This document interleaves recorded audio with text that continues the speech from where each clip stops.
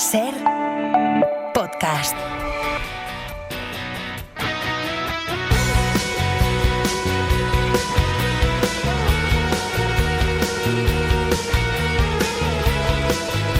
Los Angeles, you are too hot. You have never been in love until you've seen the stars reflect in the reservoir. And you have never been in love until you've seen the dawn rise behind the home for the blind. We are the pretty, petty things, and you're standing on our streets where Hector was the first of the gang with a gun in his hand, and the first to do time, the first of the gang to die. Oh my Hector. Esta canción de Morrissey romantiza el arrojo y la arrogancia de un pandillero de Los Ángeles que, como todos veían venir, muere el primero de su pandilla por exceso de arrojo. Se llamaba Héctor, pero aún así es una gran canción porque todo en la música es mejor que en la vida real, se lo llevo diciendo todo el mes. Hasta los delitos son más bonitos. También son más justos los crímenes y al final el asesino muere a manos de su víctima. Es lo que pasa al chulesco Pedro Navaja, que paga sus culpas a ritmo de salsa. Y Pedro Navaja, puñal en mano, le fue pa' encima. El diente de oro iba alumbrando toda la avenida. Quiso fácil, mientras reía, el puñal le hundía sin compasión. Cuando de pronto sonó un disparo como un cañón. Un disparo que es un balazo que lo saca de este mundo. Porque en la música solo se permiten crímenes bonitos. Por eso preguntaba Sade en los 80. ¿Es que es un crimen que yo te quiera todavía?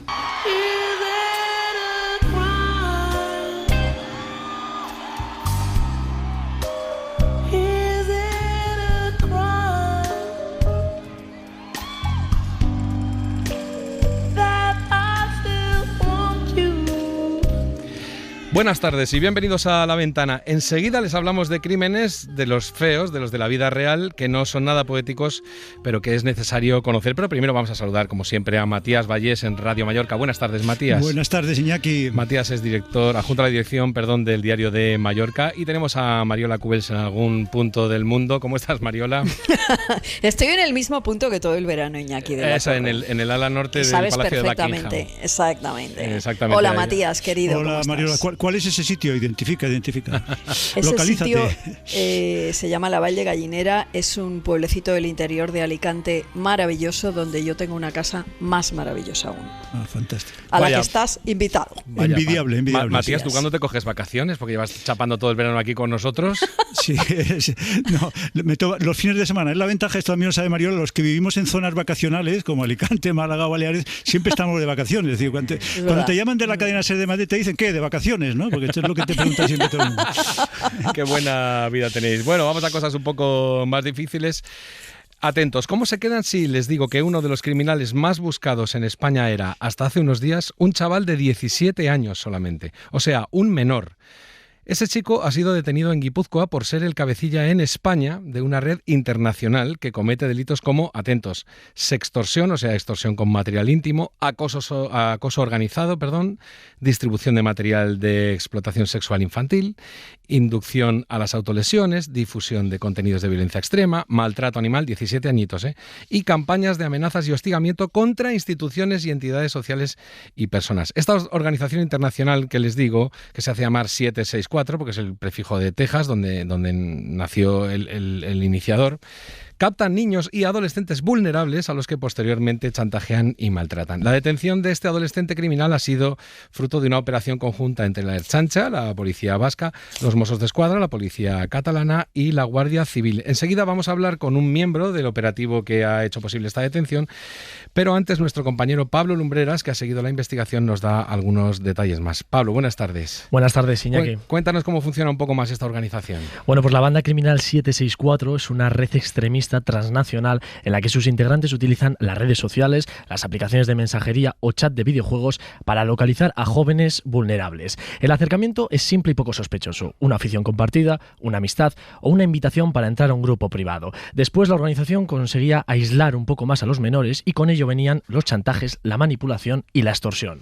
Ya, pero insistimos que es un detenido en España, pero en realidad es una organización internacional, ¿no, Pablo? Así es, la organización está siendo investigada en varios países por los delitos de extorsiones, difusión de material de explotación infantil, maltrato animal y circulación de contenidos de violencia extrema. Todos estos contenidos no los generaban los maltratadores, sino que los generaban las víctimas de esta trama a petición de sus acosadores. Su nivel de peligrosidad es tal, Iñaki, que en Canadá ya es considerada una organización terrorista. Madre mía, Matías y Mariola, os supongo personas muy informadas, pero no sé si habéis oído hablar mucho de esta organización. Solo a raíz de saber que tienes que hablar. Lo curioso es que el creador de la organización, como sea sectaria, porque se define como secta satánica neonazi, o sea, cubre todo el espectro posible. También era un adolescente, era un quinceañero de Texas, que es el que monta toda esta red, y luego he visto en Wikipedia, digo que es una fuente abierta, no sé si fiable, pero sí abierta, que las personas amenazadas en España son personas notorias, muy conocidas, públicas, es decir, se dedica a este chantaje, lo que no sé con qué propósito, si es un propósito simplemente de la maldad por la maldad o hay algún otro interés detrás. Pues es una de las cosas que le vamos a preguntar a Lucas Hernández, que ya está en Radio San Sebastián. Buenas tardes, Lucas. Buenas tardes. Él es agente del Servicio de Investigación Criminal Territorial de Guipúzcoa y responsable de esta investigación sobre la organización 764 en la Ertzaintza. Pues trasladamos la pregunta rápidamente. ¿Qué es lo que pretende esta organización? ¿Sacar dinero y de qué modo? Bueno, esta organización en un principio lo que quiere es una organización descentralizada. En cada zona cada uno tiene su nivel. Y en este caso nosotros en la Ertzaintza recibimos a primeros del mes de enero una denuncia en la que con unas amenazas graves a un colectivo en concreto con sede en Guipúzcoa, y la cual venía firmada por esta organización 764.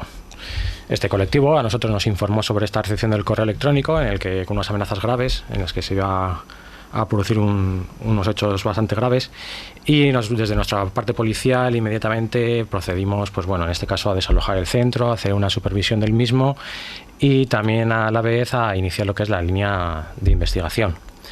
O sea que la primera investigación parte de unas amenazas a una institución, a un colectivo, porque eso es lo que hacen habitualmente, pero nuestra primera pregunta era ¿para qué lo hacen exactamente?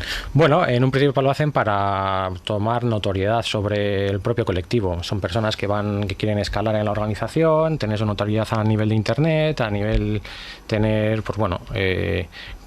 tener ese prestigio, vamos a decirlo de esa manera.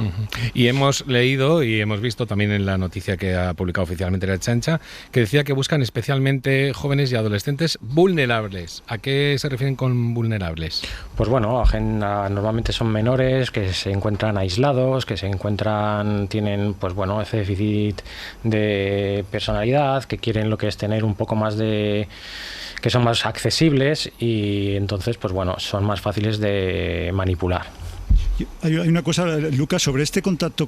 Se buscan niños a partir de 8 años. Estamos hablando de niños muy jóvenes, de 8, 9, 10, no solo adolescentes. Y lo que te quería preguntar es si llega a haber un contacto personal o solo es electrónico. Es decir, el supuesto líder de esta red que habéis detenido, ¿tenía un contacto personal con ellos o todo se hace a través de Internet? No, en este caso todo era a través de Internet. No ha llegado a materializarse ningún contacto físico.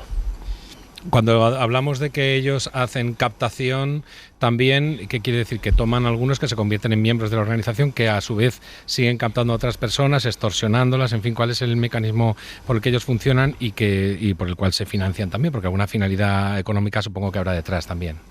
Bueno, en ellos la finalidad económica no la hemos visto a lo largo de la investigación. Más que nada notamos la notoriedad que quieren obtener dentro de la comunidad que ellos manejan. Al final ellos lo que quieren es con sus círculos y en sus redes tener ese prestigio.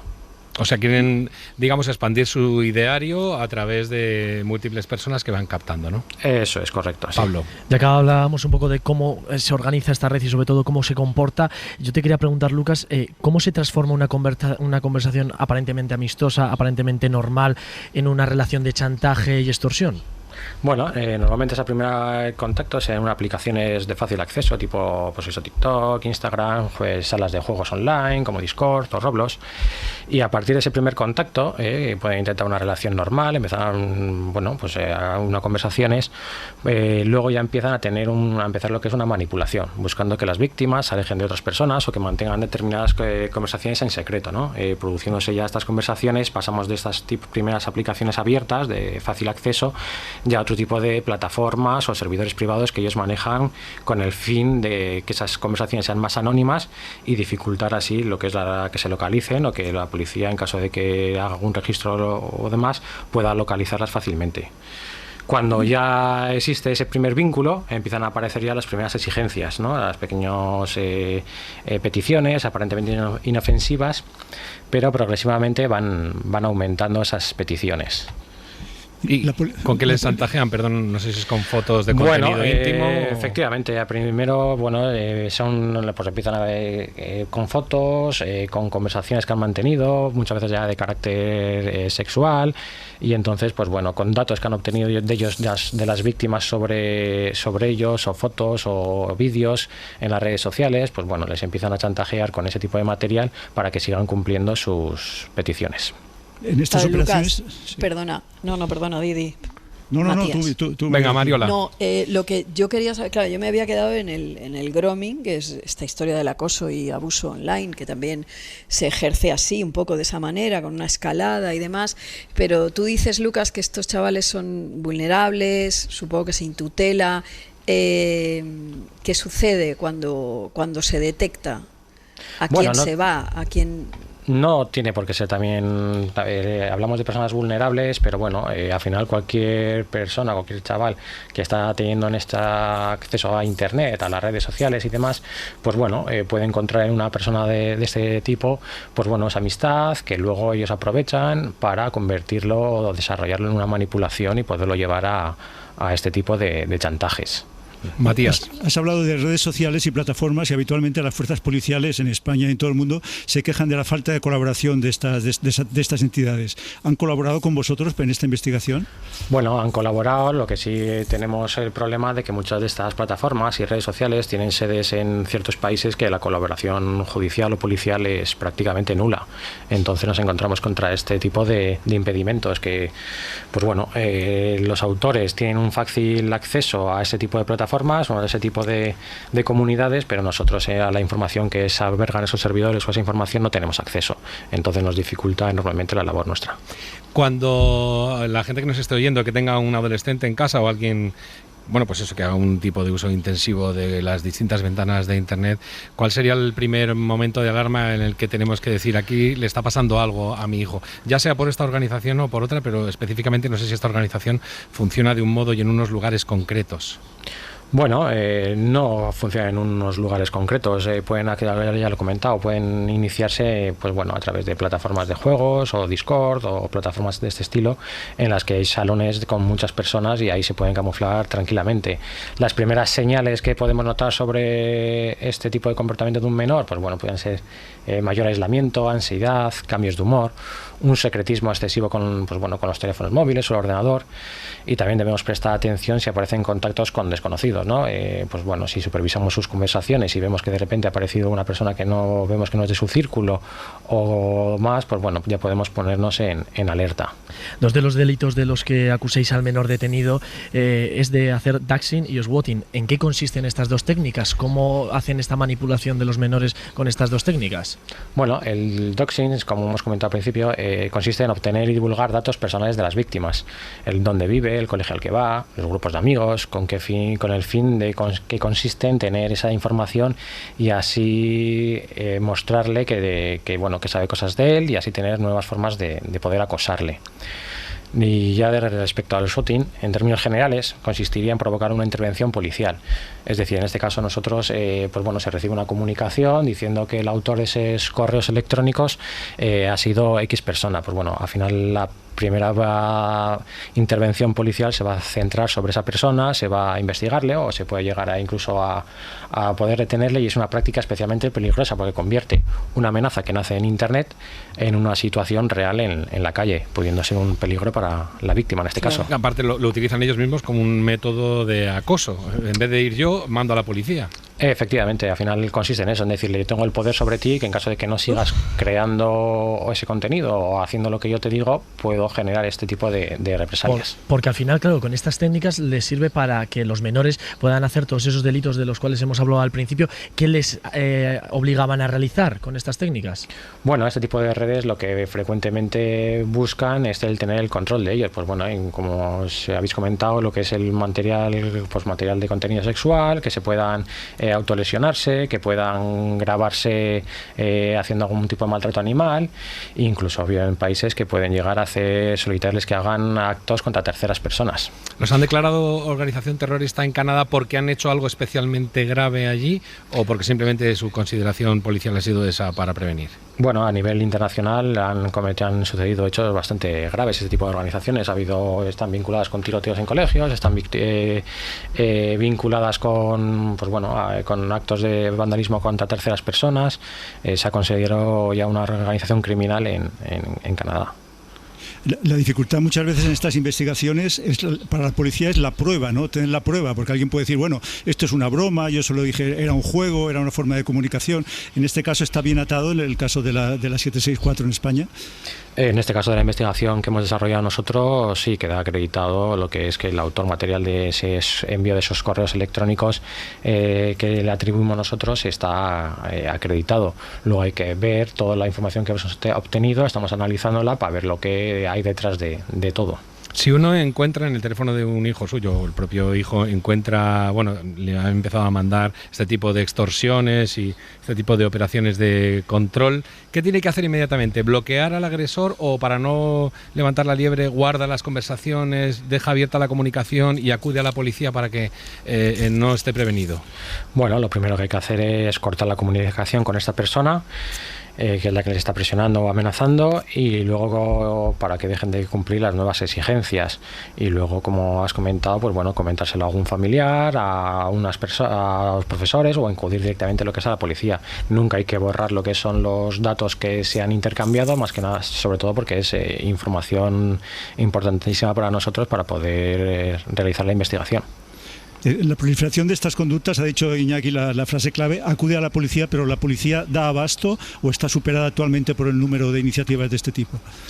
Bueno, como todo hoy en día, al final la Internet está todo creciendo, pero bueno, a nivel general los cuerpos de seguridad pues estamos también incrementando nuestra plantilla, accediendo a nuevas aplicaciones y podemos hacer frente a este tipo de actividades. Lucas, perdóname la pregunta un poco impertinente, pero sabes que las series de ficción, que es mi tema, están llenas de este tipo de historias donde todo se resuelve con una pasmosa facilidad y siempre pierden los malos. A mí me gustaría saber vosotros esto, cuando veis en la ficción este tipo de temáticas y cómo se desarrollan y cómo se llevan a cabo y cómo se explican, ¿qué pensáis? ¿Qué sentís? ¿Sentís que eso realmente conciencia o cómo? Bueno, son investigaciones muy complejas. En este caso no son, pues bueno, en este caso podemos estar hablando que han sido 6 meses de investigación. Podemos verlo como mucho tiempo. En este caso nosotros consideramos que ha sido bastante breve, porque bueno, solo las colaboraciones que hablamos con ciertas organizaciones o bueno, plataformas o demás nos pueden llevar lo que es que nos den un dato, no pueden ser que nos tarden 2, 3, 4, 5 meses. Entonces, claro, ya vamos con mucho tiempo de desventaja sobre cualquier dato que queremos obtener. Entonces, en la serie se ve que todo sucede en pocos minutos y en cambio en la realidad son tiempos muy largos. Bueno, pero afortunadamente ha sido un caso modélico de colaboración entre la Ertzaintza, los Mossos de Escuadra y la Guardia Civil, a los que damos las gracias siempre por todo lo que hacen, pero sobre todo por esta investigación y esta detención en Guipúzcoa del cabecilla de la organización 764 en España. Lucas Hernández, muchísimas gracias por haber estado en La Ventana esta tarde. Muchas gracias a vosotros. Y nada, que siga la investigación adelante y que sigáis obteniendo frutos. Ya les decía antes que Lucas Hernández es agente del Servicio de Investigación Criminal Territorial de Guipúzcoa de la Ertzaintza. Muchas gracias y hasta la próxima. Hasta luego. Adiós.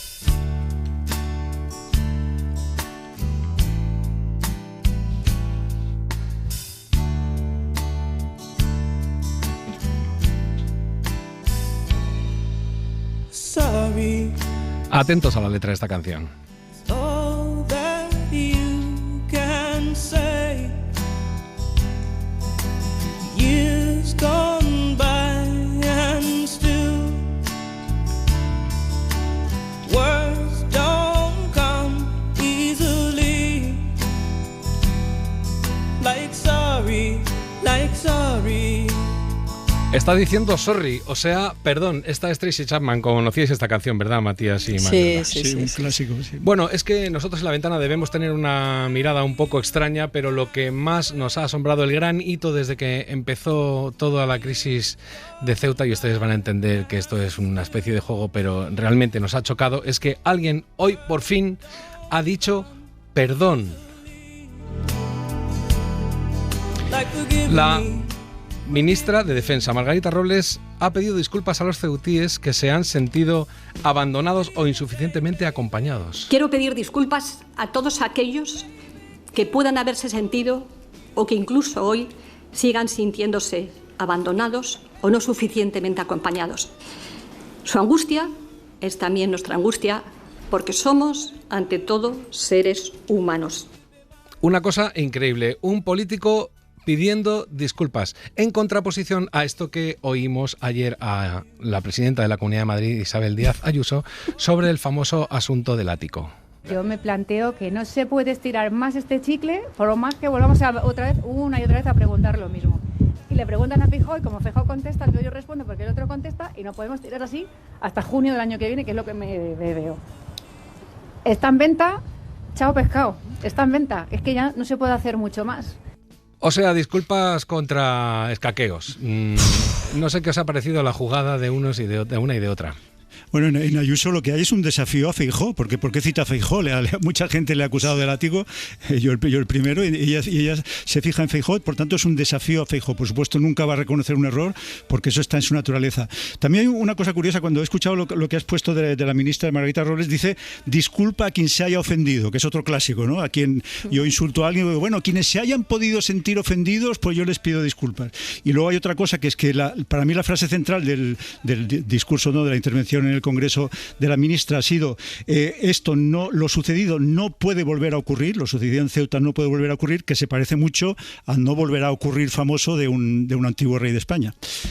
Pues esto lo vamos a comentar enseguida con un politólogo que además es colaborador de la cadena SER, pero que sabe mucho sobre la comunicación política y sobre cómo se manejan los políticos y sus ideales a la hora de comunicarse. Y volvemos enseguida. La Ventana. Un gran número de personas han perdido la vida en Colombia y se prevé que la cifra aumente. Muchas necesitan atención médica urgente y se han quedado sin hogar. Con tu donación, las ONG que forman el Comité de Emergencia Español podrán proporcionar atención médica, psicológica, refugio, comida y agua potable. Envía Bizum al 08247 o entra en comitéemergencia.org. Tras los micrófonos de Hoy por Hoy, hay mucho más de lo que escuchas. A ver, equipo, he tenido la idea. Vamos a empezar Hoy por Hoy a las 5 de la mañana.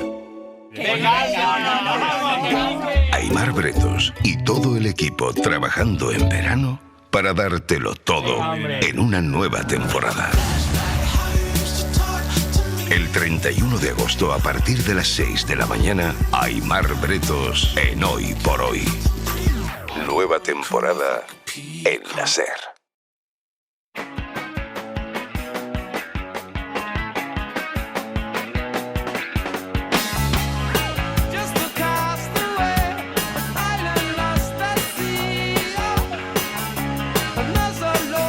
Voy a recordar más casos de estos en los que a la gente le cuesta pedir perdón o al revés, o lo hace sin ningún problema. Mira, ya que estás tú en la Comunidad Valenciana, Mariola, te van a sonar estas palabras de tu expresidente. Como presidente de la Generalitat, quiero pedir disculpas No hay referencia anterior posible, ni experiencia que pueda ser remotamente asimilable. Todo ello explica ahora por qué se extendió esa sensación de que la ayuda no llegaba o no era bastante. Por esa razón, como presidente de la Generalitat, quiero pedir disculpas a los que así se sintieron. Disculpas por qué, porque está diciendo que él no hizo nada, no pasó nada, todo fue culpa de Él no todos hizo los demás. nada, no. Esas disculpas fueron patéticas, como todo lo que sucedió durante la gestión de la Dana, porque ese es un claro ejemplo de que la disculpa ha de ir de la mano de una actitud, de un propósito, de una manera de estar en el mundo y sobre todo de comunicarlas. Yo recuerdo además la gestualidad claro, esos días estábamos todos pendientes y recuerdo la gestualidad de Mazón, no solo en esa ocasión, sino en otras tantas, sin hacer alusión alguna al motivo de la disculpa, a quiénes eran las personas realmente que se podían sentir, que se podrían haber sentido, que eran muchas víctimas, que eran 247 muertos, ni más ni menos, y fue, a mí me parece el claro ejemplo de la no disculpa junto a este chao pescado que me ha parecido casi insultante de Isabel Díaz Ayuso. Vamos perdóname, Matías, es que quiero poner otros ejemplos para que estemos todos con los mismos ejemplos en la cabeza, porque esto es una cosa histórica, lo que decía yo, una disculpa de un político esta mañana de un modo tan abierto y a la ciudadanía. Por ejemplo, unos años después, en 2016, varios años después de la guerra de Irak, de aquello que se hizo teóricamente porque Saddam Hussein tenía el cajón de la mesilla lleno de armas de destrucción masiva, Tony Blair se disculpó. I express more sorrow, regret, arrepentimiento. than you may ever know. Arrepentimiento y perdón. Pero José María Aznar en 2017 viene a la cadena SER, le entrevista a Pepa Bueno y le pregunta si es que no se arrepiente.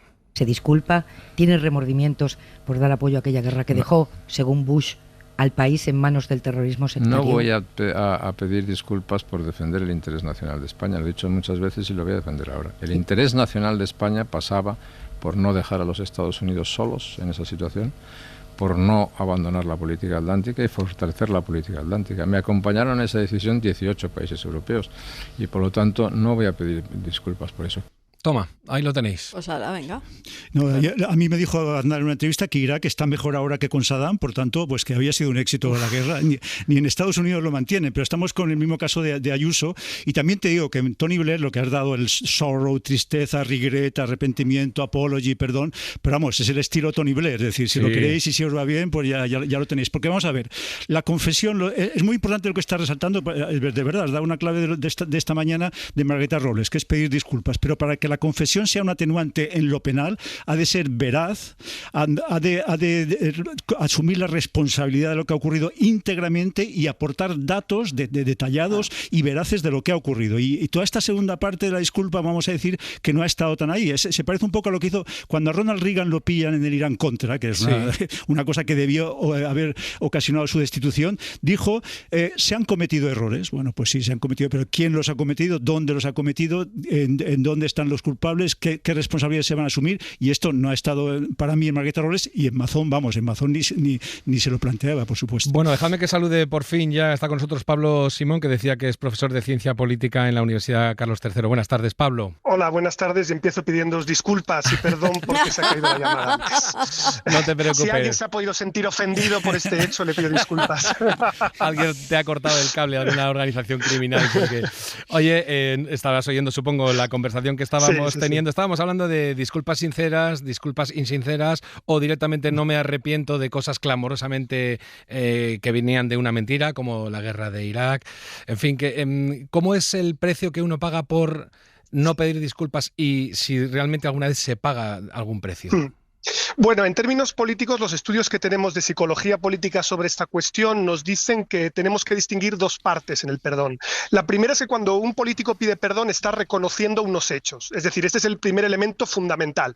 El segundo elemento es si restablece o no la credibilidad del político el haberlo hecho, el haber pedido disculpas, y lo que en general nos apunta a la investigación científica es que es más útil en lo primero que en lo segundo, es decir, los votantes, los ciudadanos dan credibilidad a un elemento cuando el político pide perdón, es decir, yo me disculpo por lo que ha ocurrido en Ceuta, y entonces todo el mundo da credibilidad a que la gestión en Ceuta no ha sido la adecuada, pero del otro lado, el que se restablezca o no la credibilidad del político, esto depende única y exclusivamente de las gafas partidistas. Es decir, si tú eres simpatizante del gobierno, le disculpas, y si eres de la oposición, no. Por tanto, esto yo creo que es muy relevante también para el caso que nos está ocupando aquí. Y eso también nos ayuda a entender una cosa, el por qué los políticos se disculpan tarde y mal. Fijaos que los políticos, algo fundamental que hacen todo el rato es batallar por los hechos, ¿no? Es decir, cuando no está claro que algo haya ocurrido, tú vas pasándole la pelota a otra administración, le echas la culpa al rival, lo que sea, ¿vale? Claro. Por eso, hasta que no hay una cantidad de pruebas enorme y abrumadora que demuestre que el político es el responsable, no se piden disculpas. Y siempre llegan, por lo tanto, tarde y son baratas a efectos prácticos con muy poquito efecto partidista. Sí, porque lo que ha ocurrido aquí en la exposición de Margarita Robles, que por supuesto es la más valiente del gobierno, en la que mejor se expresa y demuestra todo su potencial jurídico como magistrada del Supremo, en fin, que todo eso lo tiene ya ganado, pero es como un poco de retroceso. Es decir, lo que está haciendo el gobierno, que hacen siempre todos los políticos, es vamos retrocediendo en la línea de nuestros argumentos conforme se van descubriendo cosas que nos van desmintiendo, ¿no? O sea, porque al principio era una cosa, luego no era otra, pero claro, lo más importante aquí, el gorila de 400 kilos o el elefante en la habitación, o como queramos llamarlo, es Marruecos, y Marruecos también, ella no se ha atrevido a insinuarlo, es decir, dar que todo lo que ocurrió en Ceuta, la culpa es de Facebook, que lo ha dicho así literalmente, Facebook, agentes indefinidos, agentes indeterminados, agentes desestabilizadores, y luego, para mí hay otra cosa muy importante, Pablo, yo no sé cómo lo ves, que es que por primera vez reconoce la invasión, es decir, no se ha podido hablar de invasión, sobre todo en círculos progresistas, durante todo este mes, y ella ha hablado de asalto masivo. Un asalto masivo evidentemente es una invasión. Yo es que creo que aquí estás apuntando una cuestión clave. Es decir, si tú dices que se han violentado tus fronteras y no pones nombre y apellidos a la gente que lo ha hecho, es imposible que se le pueda atribuir una responsabilidad. Por lo tanto, se considera que eres tú el que no ha tenido esa capacidad de gestión. Esto, por ejemplo, lo vimos en los primeros compases de la crisis y respecto a cómo reaccionaron los países europeos. Si tú no dices que esto ha venido provocado por una huelga de brazos caídos de Marruecos, la lectura que se hace en Europa es que entonces España es la responsable por no haber gestionado bien sus fronteras. Por lo tanto, las disculpas en este contexto es cierto que llegan tarde, es cierto que, ojo, implican un coste, y esto también es importante porque date cuenta que no es lo mismo pedir disculpas después de que te han pillado, ¿vale?, con el carrito del helado, que diría aquel, o hacerlo cuando tú vas adelantándote a los acontecimientos. Tiene un coste para Margarita Robles porque le saca del eje del discurso del gobierno. Fijaos que ahora el gobierno está en una contradicción. ¿Lo hemos hecho bien y lo hemos gestionado todo eficazmente? ¿O hemos cometido errores? Porque en realidad ella, en la segunda réplica, porque mencionabas muy bien la primera, ¿no? A quien se haya sentido ofendido, cuando alguien se disculpa así, no son unas disculpas, ¿vale? Pero cuando ella dice, si en algún momento los ciudadanos de Ceuta se han sentido desatendidos, lo hemos hecho mal, en realidad está asumiendo que lo han hecho mal. Por lo tanto, está haciendo algo que no hace el resto del gobierno, que es asumir por lo tanto autocrítica y reconocer que ha sido bastante deficiente en muchos aspectos. Pablo, quería preguntarte sobre quizá el caso más famoso de disculpas en España de los últimos 20 años, que vamos a escuchar, aunque lo escuchamos todos los viernes con Isaías Lafuente. Lo siento mucho, me he equivocado y no volverá a ocurrir. Yo supongo que será un caso de estudio entre politólogos, expertos en comunicación política, sociólogos. No sé si hay investigaciones, como tú dices, sobre el impacto que esto tuvo sobre la mejora o el mantenimiento del nivel de, digamos, del buen nombre de la corona que había hasta aquel momento. Pues fíjate, quiso la casualidad que el CIS dejara de preguntar a propósito de la valoración de los españoles sobre la monarquía ese año, ¿vale? O sea que nos quedamos un poquito a ciegas a propósito de si esto tuvo un impacto positivo o no. Pero bueno, si os fijáis en términos temporales, a no muchos años después el rey terminaría abdicando de la corona. Por lo tanto, si uno tiene que fijarse en los hechos, yo creo que las disculpas no parece que fueran suficientes, ¿no?, para que los españoles restablecieran otra vez la credibilidad en el... Es que el ejemplo que ha puesto Iñaki es determinante. En el 2012 dice esta frase Juan Carlos I y 2 años después es obligado, creo que lo podemos decir, o en fin, se le indica el camino de la salida y tenemos la abdicación. ¿Puede haber ocurrido, Pablo, que desde entonces los políticos hayan dicho ¿para qué vamos a pedir perdón o disculpas si el castigo será todavía peor? Bueno, es que lo problemático aquí es que la mejor manera de asumir responsabilidades un político y de disculparse de cara a la ciudadanía es presentar su dimisión. Es decir, aquí, y ahí es donde efectivamente el monarca sí asume sus responsabilidades. Aunque no quisiera, fuera regañadientes, la única manera que tiene uno de asumir responsabilidades en términos políticos es esa, abandonando el cargo. Lo difícil es cuando uno se está disculpando, pero no quiere asumir responsabilidades. Ahí es donde vienen las complicaciones. Claro. Y ahí es donde la credibilidad de las explicaciones que tú das es clave. Es decir, ¿tienen otros agentes la responsabilidad o es responsabilidad tuya? Porque, fijaos, ¿no, Mariola, tú que eres de Valencia y has vivido la Dana en primerísima persona, ¿cómo de diferente habría sido la historia de lo que habríamos contado sobre esos sucesos si Mazón hubiera dimitido a las 48 horas? Exactamente. Mariola, venga, no, es que yo decía lo de la disculpa por eso, porque aquí lo que esperábamos era una disculpa, por supuesto, y el propósito de enmienda era me voy, dejo esto, no he sido capaz de estar al frente de una tragedia como esta por negligencia, etcétera, etcétera. Y todo lo contrario, el escaqueo fue brutal. Y es lo que tú dices, Pablo, aquí lo esperamos todos. Y es verdad, la dimisión que hubiera solucionado, nada, porque los muertos seguían estando, etcétera, etcétera. Pero el alivio que supone, junto a la disculpa, un hecho concreto, o sea, una actitud, yo por eso hablaba de lo de la actitud. Yo oigo a Margarita Robles y me convence más. No sé si me explico. Sí.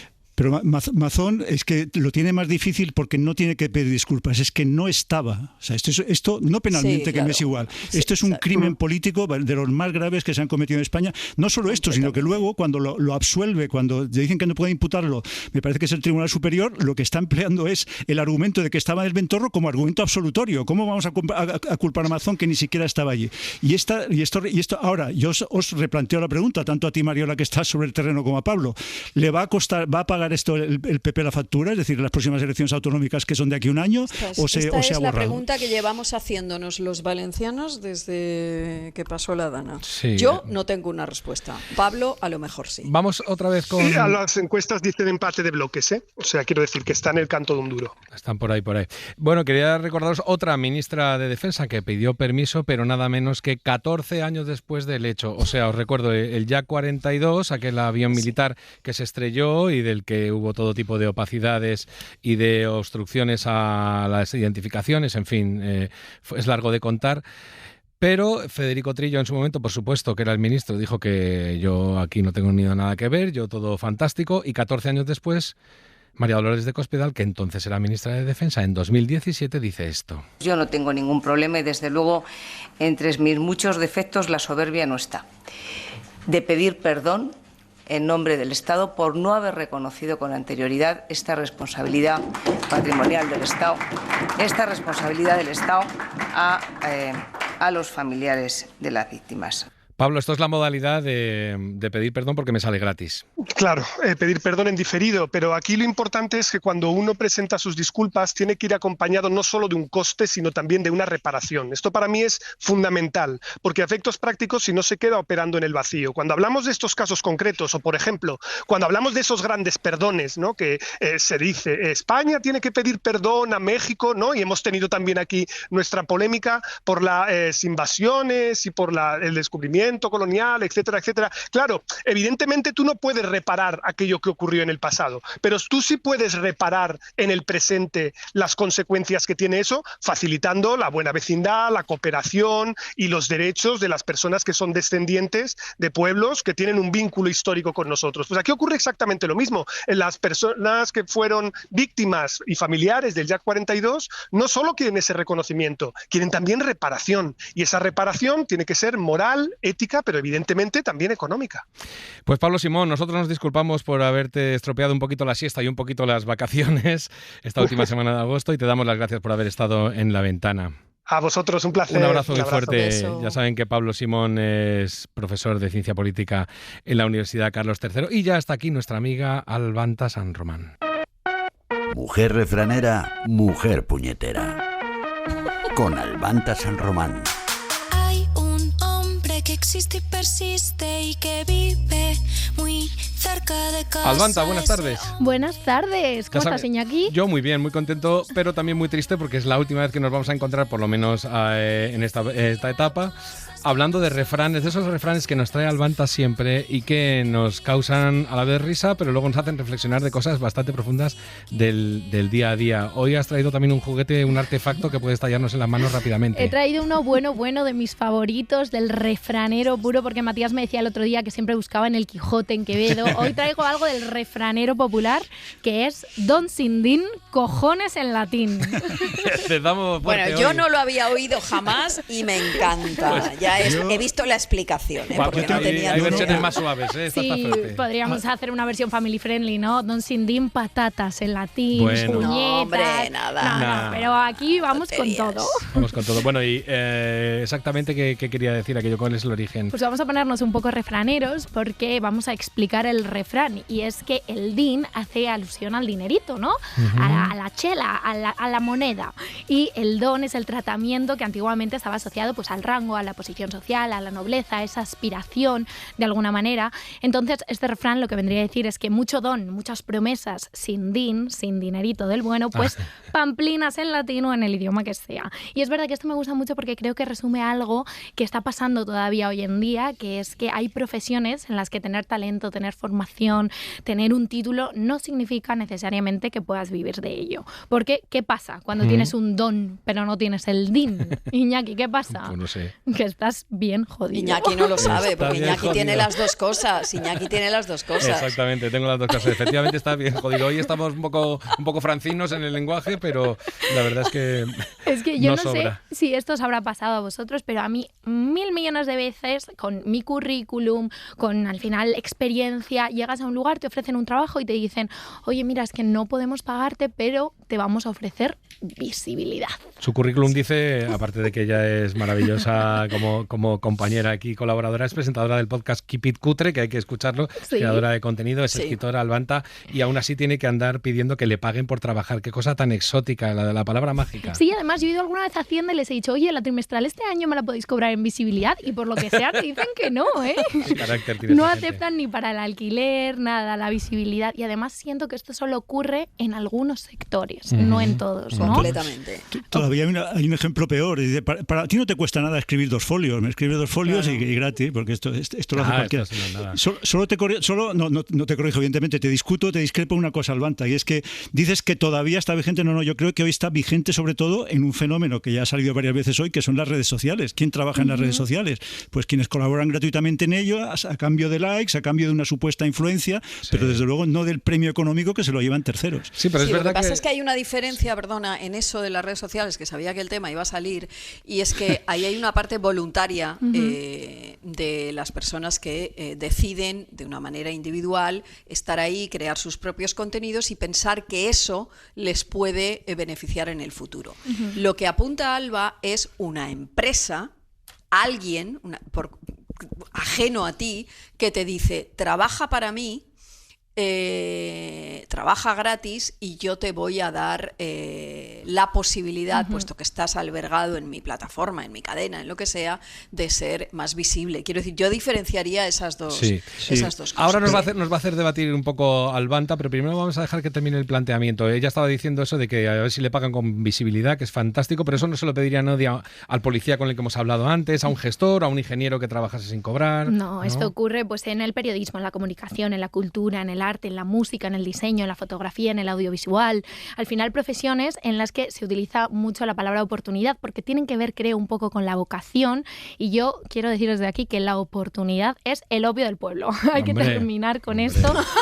Porque es verdad que es buenísimo eso, Albalta. A veces para construir un portfolio está bien embarcarte en proyectos donde puedas aprender, ¿no? Pero siento que hay empresas a veces con responsabilidades, o sea, con necesidades reales que necesitan un trabajo trabajo real, dan responsabilidades reales, horarios reales, pero pues al final la manera de pegar es más bien imaginaria. Pero esto afecta sobre todo a gente joven, claro. Yo diría que sí, somos más vulnerables, quizá también porque ahora mismo estamos, yo creo, siempre me acuerdo mucho de cuando mi madre, mi abuela me decían, Albanta, estudia, tenés que estar preparada para el mercado laboral, y luego era el mercado el que no estaba preparado para nosotros, ¿no?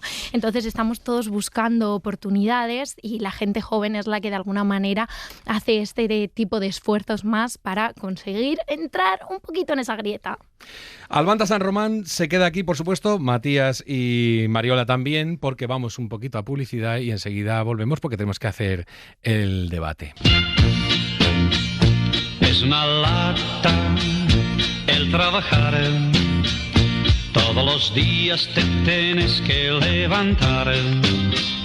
Aparte de esto, gracias a Dios, la vida pasa felizmente si hay amor. Últimos minutos de esta ventana de 4 a 5 en la que está todavía con nosotros Albanta San Román, que se trae sus refranes y nos hace reflexionar, y siguen por ahí Matías Vallés y Mariola Cubes. Venga, haznos debatir un poquito por lo menos antes de irte. Quiero preguntaros si os ha tocado currar gratis y sobre todo quiero saber si esto para en algún momento. ¿Hay una edad en la que ya la gente no tiene el valor de pedirte todo el rato que trabajes y curres gratis a cambio de la nada? Venga.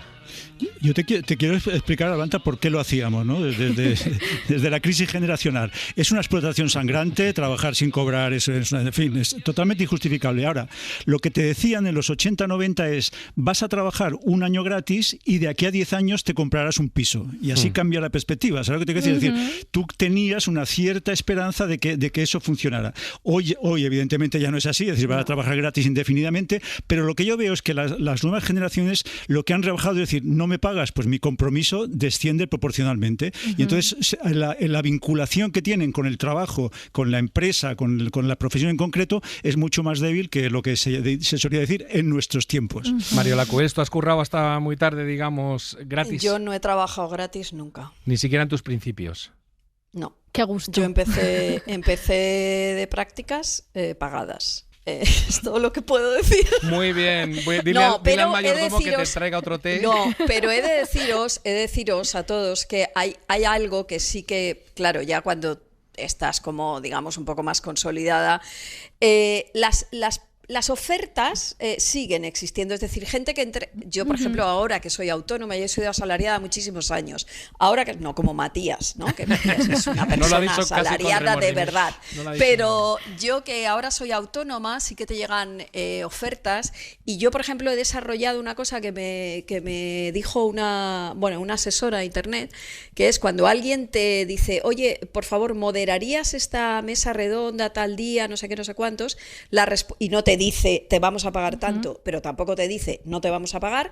Hay una frase que os animo a usar, que es: ay, muchísimas gracias, si nos ponemos de acuerdo en la remuneración, cuenta conmigo. Me la apunto. Apúntatela. Muy bien. Yo la he usado.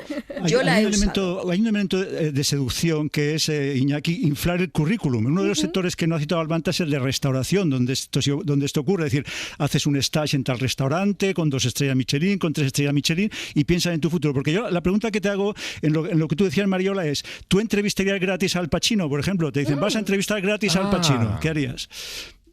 Yo ahora mismo no haría gratis nada. Muy bien. Me parece muy bien, pero quería saberlo. Sí. Es que entrevistar al Pacino es un trabajo. Entonces, hombre, yo haría gratis algo que ayudara al mundo, ¿no? Es decir, a mí me viene una organización sin ánimo de lucro que yo sé que realmente posibilitan un mundo mejor, y lo que yo puedo aportar es bueno para eso, y ahí estoy, pero claro, si te lo pide una gran corporación, pues no. Oye, Albanta os quiere preguntar una cosa a traición. Venga. ¿Hemos romantizado demasiado la vocación? ¿Creéis que cuanto más vocacional es un trabajo, más fácil es que nos pasemos un poquito por encima nosotros mismos? El récord es que vais a batirlo en 20 segundos de contestación. Sí, la respuesta es sí. Y hay que evitarlo. Hay que evitarlo. Yo uso una ecuación: vocación igual a explotación. Ostras, os han sobrado 18 segundos a cada uno. Ahora, ¿qué hacemos con el resto del programa? Yo te pregunto, Iñaki, ¿a Paul McCartney le entrevistarías gratis? No, la verdad es que no, porque alguien iba a ganar dinero con eso. O él o algún medio de comunicación. Claro. Muy bien. Sí. Albanta San Román, ha sido un gustazo tenerte aquí todo este verano, tanto con Marta del Vado como conmigo. Te esperamos que vuelvas en un formato o en otro en cuanto puedas. Aunque nos incomodas un poco a veces con estas reflexiones, con lo felices que éramos cobrando poco y trabajando gratis, y vienes ahora y nos lo rompes todo. Estoy encantada de haber estado aquí. Llevo en mi bolso unas esposas, me voy a esposar a este plató, ya os aviso, así que ni con agua caliente me sacáis. Te traeremos agua, muchas gracias. Y Matías Vallés, Mariola Cubels, muchísimas gracias. Un abrazo a todos. Un besazo. A Matías lo escuchamos mañana y a Mariola Cubels el viernes en el Manual de Amor. Vienen los servicios informativos y enseguida sigue La Ventana. Para no perderte ningún episodio, síguenos en la aplicación o la web de la SER, Podium Podcast o tu plataforma de audio favorita.